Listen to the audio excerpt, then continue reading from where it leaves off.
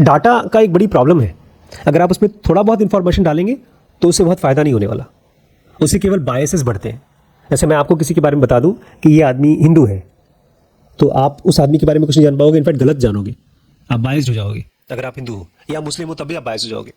आपको डाटा चाहिए ढेर सारा, और कितना? हिमालय के साइज का डाटा, ढेर सारा डाटा चाहिए, उसी से आपका मशीन इंटेलिजेंट बनता है। नमस्कार दोस्तों, स्वागत है आपका $1 ट्रिलियन एल्गोरिदम में। आज हम लोग next pillar, next structure T algorithm, $1 trillion algorithm का पढ़ेंगे। वो है कौन सा? AI, artificial intelligence. चालू करने से पहले मैं आपको बता दूं, आपका ChatGPT अमेरिका के बहुत से स्कूल्स और कॉलेजेस में बैंड हो गया है। एक तरह से चीटिंग करने का बहुत आसान जरिया था, इसलिए उन्होंने बंद कर दिया। एक चीज़ समझिए, इस समय कहा जाता है दुनिया की जो सबसे इम्पॉर्टेंट करेंसी है वो है डाटा। डाटा बहुत है, लेकिन उस डाटे के पास आपका एक्सेस नहीं है। अगर मैं अपनी कोई कंपनी बना देता हूँ और मैं गूगल से कहता हूँ कि भाई तुम्हारे पास तो इतने ढेर सारे यूज़र्स हैं, तुम्हारे पास डाटा भी बहुत है, तो मुझे डाटा दे दो, वो नहीं देगा। अगर आपको लोगों का डाटा चाहिए तो सबसे पहले आप एक फैसिलिटी बनाओ। जैसे हमारे पास अपना एक ऐप है, एक YouTube चैनल है, तो YouTube चैनल में 5 लाख सब्सक्राइबर्स तो हैं, लेकिन 5 लाख सब्सक्राइबर का डाटा हमारे पास नहीं है। हाँ, खाली ये है कि कितने लोग वीडियोस देखते हैं, कितने लोग कमेंट करते हैं, बस, इसके अलावा कुछ नहीं है।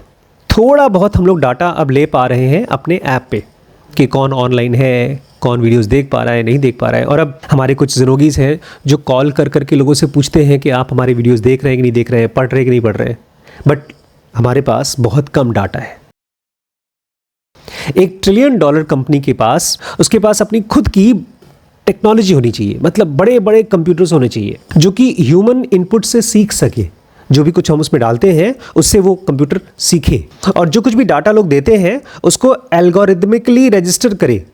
मतलब ऐसे मान लीजिए किसी ने हमारा एक कोर्स ज्वाइन किया, ज़ेनो का बेसिक कोर्स, तो वो आदमी स्पिरिचुअल बेंट का आदमी है। किसी ने पेरेंटिंग का कोर्स ज्वाइन किया लेकिन स्पिरिचुअल कोर्स ज्वाइन नहीं किया, तो आदमी पेरेंटिंग वाला आदमी है। ये चीज़ें तो हम लोग डाटा को एनालाइज कर रहे हैं, ये चीज़ मशीन करनी चाहिए। अगर आप $1 ट्रिलियन कंपनी बनाना चाहते हैं तो ये मशीन करनी चाहिए। डाटा का एक बड़ी प्रॉब्लम है।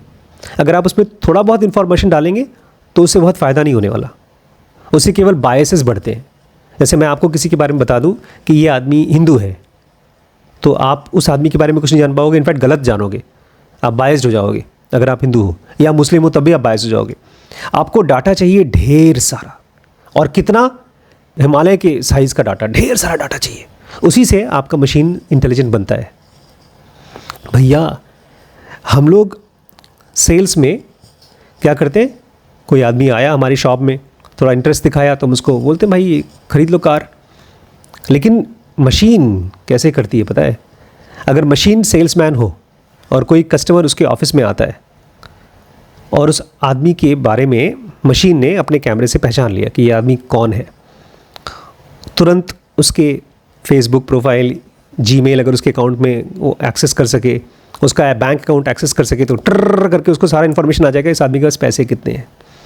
इसके बाद पिछले हफ्ते, 10 दिन में, 15 दिन में या 1 महीने में उसने कितनी बार BMW के शोरूम में आया तो कितनी बार BMW सर्च किया है और कौन सा वाला सर्च किया है। अच्छा ठीक है, उसने BMW कोई 50 लाख की कार सर्च की और उसको पता है कि 50 लाख की कार है, तो डिस्काउंट में हो सकता है वो 45 में ख़रीद ले, तो कंपनी ऑफ़र करेगी AI 35 लाख। क्यों इनकार कर ही नहीं पाए? ये सारी की सारी चीज़ें डाटा से एक मशीन इंक्वायर करेगी। ये करती कैसे है? इसको बोलते हैं मैथमेटिकल ऑप्टिमाइजेशन। अलग अलग चीज़ों को लेकर मैथमेटिक्स से कैलकुलेट करती है, प्लस उस आदमी के पिछले एक्टिविटीज़ को देख करके उसकी पर्सनल और इमीडिएट नीड्स को पहचानती है। लेकिन उसके साथ साथ अपने प्रोडक्ट को भी इम्प्रूव करती है, और थोड़ा बहुत नहीं, बहुत ज़्यादा, थोड़ा थोड़ा करके रोज़ इम्प्रूव करती है, इंक्रीमेंटली। और ये कब कब करती है? हर बार जब कोई यूज़र किसी प्लेटफॉर्म पे आता है, प्रोडक्ट अपने आप को इम्प्रूव करती जाती है, इम्प्रूव करती जाती है। और खाली इसी आदमी के लिए नहीं, अगले जितने भी कस्टमर्स आएंगे उन सब के लिए। कुछ समझ में आया?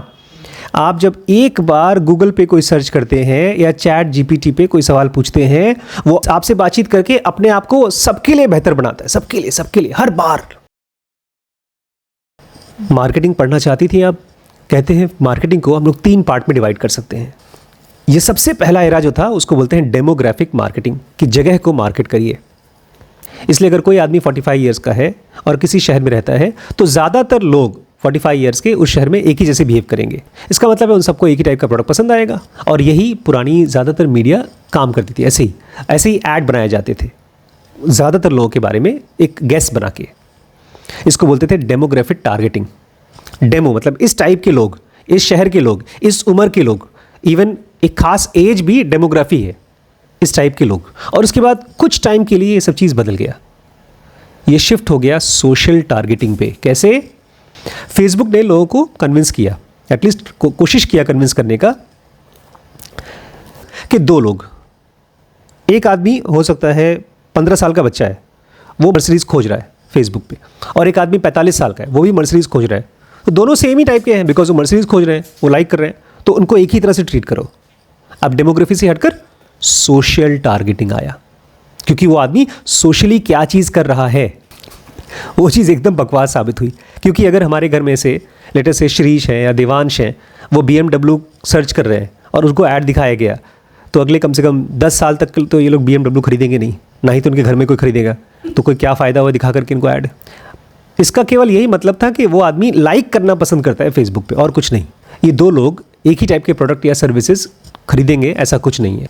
इसलिए फेसबुक बेचारी अब धीमे धीमे खत्म हो रही है। Social targeting was a failure, fail हो गया। अब सबसे लेटेस्ट मार्केटिंग है बिहेवियरल मार्केटिंग, और ये काम करता है। अगर कोई चीज़ आपके फ्यूचर को प्रिडिक्ट कर सकता है, जैसे मेरे बारे में, मैं कल या 1 हफ्ते बाद या 10 दिन बाद मैं क्या खरीदूंगा, ये आप प्रिडिक्ट कर सकते हैं। कैसे? मैंने पिछले 1 हफ्ते में क्या खरीदा देख लो। अब मुझे वैभव बोल रहे थे, बड़े पापा 15 दिन से कोई बुक नहीं आई। इन्होंने मेरे बिहेवियर को देखकर टारगेट कर दिया कि बड़े पापा बुक ही खरीदेंगे। अब मान लीजिए मैं तनिष्क के वेबसाइट पे गया हूँ सर्च करने के लिए कोई रिंग, तो इसका मतलब ये है कि मैं क्या पता मेरी शादी होने वाली है, एंगेजमेंट होने वाली है, मैं खरीदने वाला हूँ। बड़ी मम्मी ने ये डस्टर खरीदने से पहले कम से कम 3 साल तक डस्टर और XUV इस टाइप की कारें देखी थी।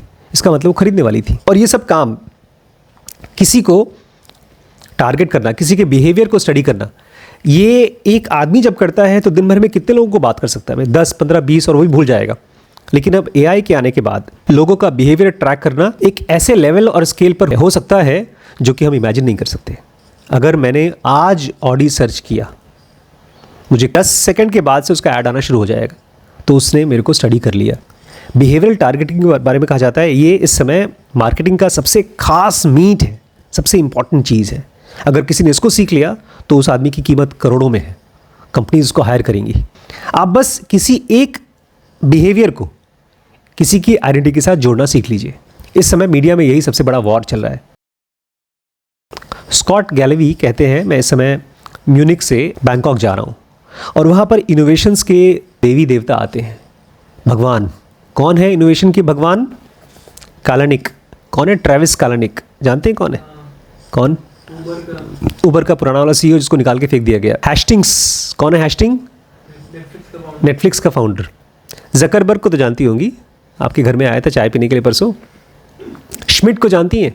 SHMIDT। गूगल का CEO था वो। गूगल का पुराना CEO था, सुंदर पिचई से पहले। ये सब लोग वहाँ आते हैं और अपने मुख आरविंद से फूल झाड़ते हैं, तब हम उसको लेते हैं। स्कॉट गैलेवी कहते हैं मैं उनके बराबर तो नहीं हूँ, मैं उनसे कंपटीशन तो नहीं कर सकता, इसलिए मैं DLD कॉन्फ्रेंस में क्यों जा रहा हूँ?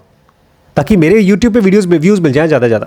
इसलिए आप अगर ये सोचते हैं कि मैं चीटिंग कर रहा हूँ, तो ठीक है, चीटिंग कर रहा हूँ भाई। वो बड़े बड़े लोग हैं, मुझे बराबर करने के लिए मुझे कुछ ना कुछ तो अपना डॉज करना पड़ेगा। कहीं कहीं से व्यूज़ ला रहे हैं, कुछ कर रहे हैं। बिजनेस मंत्र क्या है? आप ऐसी कौन सी चीज़ अच्छे से कर सकते हो जो करने में मुश्किल है? जैसे आप बोलती है मैं इंस्टाग्राम कर सकती हूँ, करिए, बट ये अपने आप में इंस्टाग्राम में भी बहुत अच्छा इंस्टाग्रामर बनना मुश्किल है। So try to do that. आप इंस्टाग्राम कर सकती हैं, आप वीडियोस बना सकते हैं, but ask yourself, can I do it really well, much more well than I can.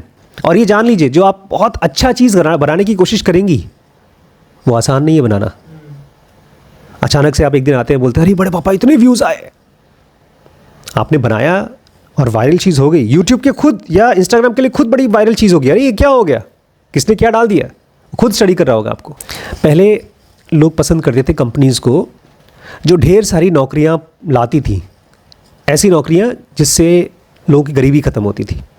समाज में जो बहुत गरीब तबका था, वो पढ़ लिख करके, थोड़ा बहुत पढ़ लिख लिया तो क्लास 10th के पास करके, 12th पास करके, ITI करके, मतलब जस्ट बेसिक, वो आदमी इतना कमा लेता था कि उसकी पूरी ख़ानदान आराम से सर्वाइव कर जाएगी। और अगर आपने थोड़ा अच्छा पढ़ाई कर लिया, IAS PCS इंजीनियर डॉक्टर बन गए, तो आप तो फैमिली, आप तो करोड़पति बन सकते हैं। ऐसा होता था पहले। अब लेकिन अब वो इसलिए था बिकॉज पुराने ज़माने की कंपनीज ऐसी जॉब्स प्रोड्यूस करती थी। अब क्या हो रहा है, ऊबर नाम की कंपनी है, वो पैसा प्रोड्यूस करेगी $80 बिलियन इस साल, $80 बिलियन। ऊपर के जो उनके टॉप कोर मैनेजमेंट हैं वो तकरीबन 4000 हैं, जो IT सेक्टर में है, बड़े बड़े कॉलेज से MBA है, स्ट्रैटेजिस्ट है। और बाकी सारे नीचे के एम्प्लॉयज़ कौन हैं? ड्राइवर्स। ड्राइवर कितने हैं? 16 लाख। और मैं आपको बताऊं, ऊबर की, ओला की कहानी ऐसी है, मैं जब बॉम्बे गया था तो वहाँ से मैंने टैक्सी बुक की। वो आया और उसने कहा कि सर आप अगर एक काम करिए, कितना रुपये आपको दिखा रहा है? मैंने कहा इसमें 2000 रुपये दिखा रहा है पुणे जाने का। बोलता है आप कैंसिल कर दीजिए और मैं आपको 2000 में पुणे पहुँचा दूँगा। क्योंकि उस 2000 रुपये में से उसको कितने मिलते? मुश्किल से 1000-1200 मिलते। पहले क्या रेट था? एक टैक्सी अगर बॉम्बे से पुणे जा रही है 100 किलोमीटर, तो अभी भी अगर आप ऊबर को नहीं लेते तो आपको 15 रुपये पर किलोमीटर के हिसाब से देना पड़ता। तो 100 किलोमीटर का 15 रुपये के हिसाब से कितना हो गया? 1500 प्लस टू एंड फ्रो, जाना और आना दोनों, तो 3000 रुपये होता। तो 3000 में उसको कम से कम 1000 रुपये बचते। एक दिन में कम से कम 1000-1500 बचाता हो, क्योंकि उसका ऑलमोस्ट होल डे जाता है, जाना और फिर वापस आना। ऐसे अगर रोज़ करता है 30 दिन तक तो 30,000 रुपये बचाएगा। तो ये सब चीज़, अब ये जो ऊपर का पैसा है, मतलब ये जो एक्स्ट्रा पैसा है, जो थोड़ी बचत होती थी ड्राइवर्स को, वो चली जाती है अब ऊबर के ऊपर लेवल पे। टैक्सी का बिजनेस बहुत बड़ा है ऑल ओवर द वर्ल्ड, लेकिन ये छितरा हुआ था। और ज़्यादातर पैसे किसके पास जाते थे? उन लोगों के पास जिनके पास 30, 40, 50 टैक्सीज होती थी, वो ठेकेदार होते थे। लेकिन साथ ही साथ टैक्सी वाले भी, अपना ड्राइवर भी अपना, एक किसी आदमी ने अगर एक टैक्सी खरीद ली तो अपना आराम से कमा लेता था। अब धीरे धीरे जो राइड्स होती हैं वो सब जा रही है ऊबर के पास। मजबूरन लोगों को काम करना है, ड्राइवर्स को ऊबर के पास। तो अब ये जो कंपनीज आ रही हैं, ऊबर है, ओला है, जो भी बड़ी बड़ी कंपनी सब आ रही हैं, गूगल, फेसबुक वगैरह, ये सब के सब, तो ये लोग क्या प्रोड्यूस करते हैं? ढेर सारे लॉर्ड्स एंड सर्फ्स।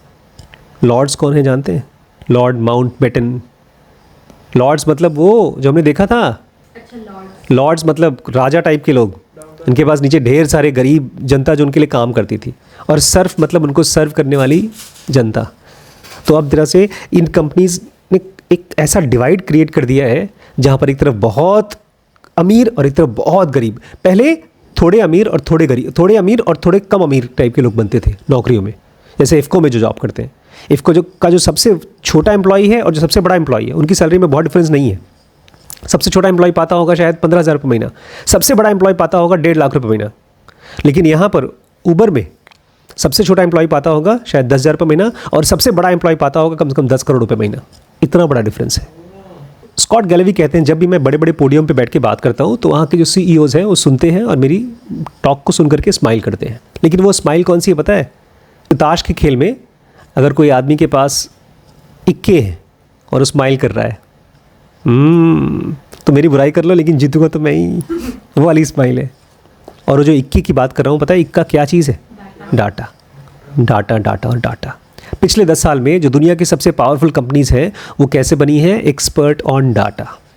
इसलिए अगर आपको MBA, MCA, BCA जो कुछ भी करना है डाटा में करेंगे तो आप भी करोड़पति बनेंगे। वो डाटा कैप्चर करता है, डाटा को एनालाइज करता है और उसको यूज़ करता है। जब बड़ा डाटा मशीन उसको हैंडल करती है तो 2 बड़े बड़े और बहुत मुश्किल और बहुत लंबे प्रोसीजर ख़त्म हो जाते हैं। उसको बोला जाता है सैम्पलिंग एंड स्टैटिस्टिक्स। जैसे हम लोग जब थीसिस लिखते थे ना मेडिकल में, MBBS में, MD में, तो हम लोग को बोला जाता था पूरे साल भर में 10,000 या 5,000 पेशेंट्स देखो, उनकी सैंपल इकट्ठा करो, नाम, phone number, address, age, height, weight, उसके बाद किसको कौन सी बीमारी है वो देखो, और उसके बाद एक खास डिजीज़ को लेकर के इन सबको सैंपल की तरह स्टडी करो, एक साल में सैंपल करो, और उसके बाद स्टैटिस्टिक्स बनाओ, फिर अपनी थीसिस तैयार करो PhD की। वो सब यहाँ ख़त्म, बाईपास। अब जो मैं एक साल में करता उससे कहीं ज़्यादा, आपके पास मान लीजिए 100 दुकानें हैं और 100 दुकानों में लेट्स से 10,000 कस्टमर्स आए, उन सब की एक्टिविटी आप ट्रैक कर सकते हो एक साथ। और वो आदमी वॉक कर रहा है आपकी शॉप में और आप तुरंत उसको डिस्काउंट भेज दो, और उसी के साथ साथ एक बंदे ने कोई शॉपिंग किया तो अपनी इन्वेंट्री में चेंज कर दो, अपनी शॉपिंग जो शॉप है उसमें चीज़ों को बदल दो, ये वाला ज़्यादा बिक रहा है तो ये ले आओ। जो मैं स्टडी करता था वो तो दिन में करता था, ये जो स्टडी होती है 24/7 365, 24 घंटे 7 दिन 365 दिन साल भर, हर रोज़ चलता है, हर सेकंड। या ये सब करने के बजाय आप एक काम करिए, आप एक टेक्नोलॉजी बना दीजिए जो ये सब आपके लिए करे। सबसे अच्छा स्कॉट गैलेवी के हिसाब से जो यूज़ हो रहा है AI का वो है नेटफ्लिक्स ऑटो प्ले। नेटफ्लिक्स देखता है कि हर प्लेटफॉर्म पे कौन कौन सी सबसे अच्छी सीरीज़ चल रही है, उसमें से कॉपी करो और अपनी खुद की एक सीरीज़ बनाओ और लोगों को दिखाओ। कुछ समझ में आया? इतनी लंबी लंबी बातें की तो क्या डाटा ने रिप्लेस कर दिया है। कहते हैं पिछले ज़माने में अमीर कंपनीज होती थी जो ऑयल को कैप्चर करती थी, लेकिन अब नहीं, अब दुनिया रन करती है डाटा पे, और उसको डाटा को आप ऐसे यूज़ नहीं कर सकते। जैसे गाड़ी चलती है पेट्रोल पे, डाटा चलता है मशीन्स पे, AI पे, और इन सबका बेसिस है मैथमेटिक्स। तो कम से कम आपको थोड़ी बहुत इंटरेस्ट तो मैथमेटिक्स में होनी चाहिए, या मैथमेटिशियंस को हायर करना आना चाहिए आपको। तो ये बहुत मुश्किल चीज़ है AI। सुनने में अच्छा लगता है और डर भी लगता है, बट कोई ना कोई तो इसको चलाएगा। ये वो हाथी है जिसके ऊपर कोई आदमी बैठेगा, चलाएगा, या ये शेर है जिसकी राइड करनी होगी आपको। तो ट्राई टू लर्न समथिंग। कल बात करेंगे AI पार्ट 2।